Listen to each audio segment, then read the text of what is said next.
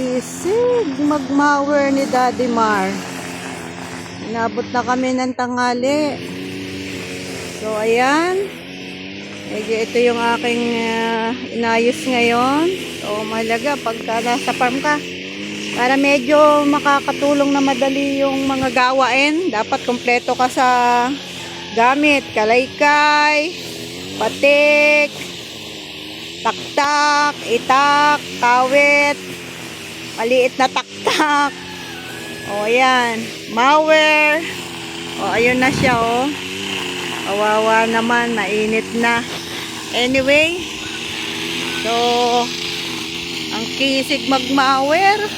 Sana ganito lahat ng magmamawer na nangungupahan.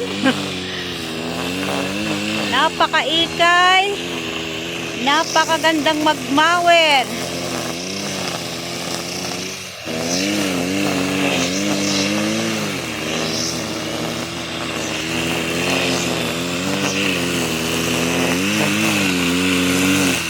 Dito na siya sa daan.